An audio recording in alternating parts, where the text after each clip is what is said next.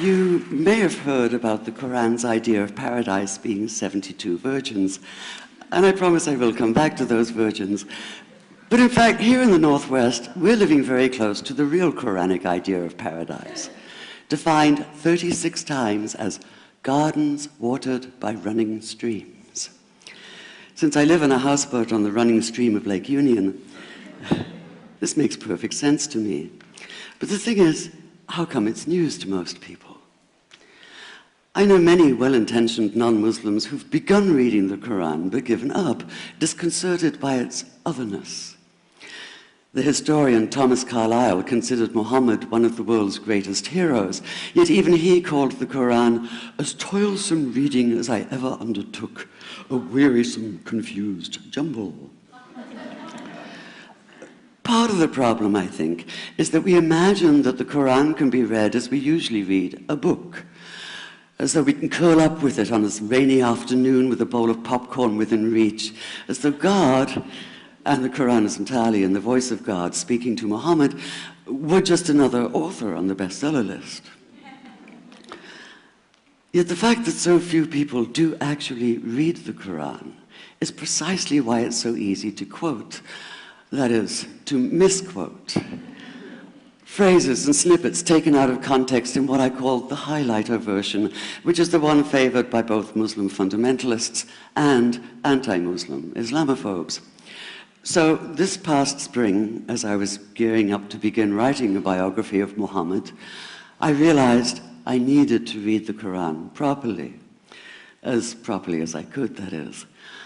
My Arabic's reduced by now to wielding a dictionary, so I took 4 well-known translations and decided to read them side by side, verse by verse, along with a transliteration and the original 7th century Arabic. Now, I did have an advantage. My last book was about the story behind the Shia-Sunni split, and for that I'd worked closely with the earliest Islamic histories, so I knew the events to which the Quran constantly refers, its frame of reference. I knew enough, that is, to know that I'd be a tourist in the Quran, an informed one, an experienced one even, but still an outsider, an agnostic Jew reading someone else's holy book. So I read slowly. I'd set aside 3 weeks for this project, and that, I think, is what is meant by hubris, because it turned out to be 3 months. I did resist the temptation to skip to the back where the shorter and more clearly mystical chapters are, but every time I thought I was beginning to get a handle on the Quran, that feeling of, I get it now, it'd slip away overnight, and I'd come back in the morning wondering if I wasn't lost in a strange land. And yet the terrain was very familiar. The Quran declares that it comes to renew the message of the Torah and the Gospels, so 1/3 of it reprises the stories of biblical figures like Abraham, Moses, Joseph, Mary, Jesus. God himself was utterly familiar from his earlier manifestation as Yahweh, jealously insisting on no other gods. The presence of camels, mountains, desert wells, and springs took me back to the year I spent wandering the Sinai desert. And then there was the language, the rhythmic cadence of it, reminding me of evenings spent listening to Bedouin elders recite hours-long narrative poems entirely from memory. And I began to grasp why it's said that the Quran is really the Quran, only in Arabic. Take the Fatiha, the 7-verse opening chapter that is the Lord's Prayer and the Shema Israel of Islam combined. It's just 29 words in Arabic, but anywhere from 65 to 72 in translation. And yet the more you add, the more seems to go missing. The Arabic has an incantatory, almost hypnotic quality that begs to be heard rather than read, felt more than analyzed. It wants to be chanted out loud, to sound its music in the ear and on the tongue. So the Quran in English is a kind of shadow of itself, or as Arthur Arbery called his version, an interpretation. But all is not lost in translation. As the Quran promises, patience is rewarded, and there are many surprises. A degree of environmental awareness, for instance, and of humans as mere stewards of God's creation, unmatched in the Bible. And where the Bible is addressed exclusively to men, using the second and third person masculine, the Quran includes women, talking, for instance, of believing men and believing women, honorable men and honorable women. Or take the infamous verse about killing the unbelievers. Yes, it does say that, but in a very specific context. The anticipated conquest of the sanctuary city of Mecca, where fighting was usually forbidden. And the permission comes hedged about with qualifiers.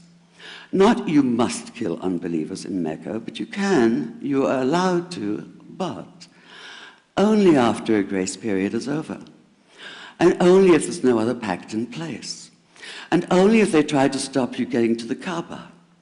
And only if they attack you first. And even then, God is merciful, forgiveness is supreme, and so, essentially, better if you don't. This was perhaps the biggest surprise. How flexible the Quran is, at least in minds that are not fundamentally inflexible. Some of these verses are definite in meaning, it says, and others are ambiguous. The perverse at heart will seek out the ambiguities, trying to create discord by pinning down meanings of their own. Only God knows the true meaning. The phrase, God is subtle, appears again and again. And indeed, the whole of the Quran is far more subtle than most of us have been led to believe, as in, for instance, that little matter of virgins in paradise. Old-fashioned Orientalism comes into play here. The word used 4 times is huris, rendered as dark-eyed maidens with swelling breasts, or as fair, high-bosomed virgins. Yet all there is in the original Arabic is that one word, huris. Not a swelling breast or high bosom in sight. Now, this may be a way of saying pure beings, like in angels, or it may be like the Greek kouros or kore, an eternal youth. But the truth is, nobody really knows, and that's the point. Because the Quran is quite clear when it says that you will be a new creation in paradise, and that you will be recreated in a form unknown to you, which seems to me a far more appealing prospect than a virgin.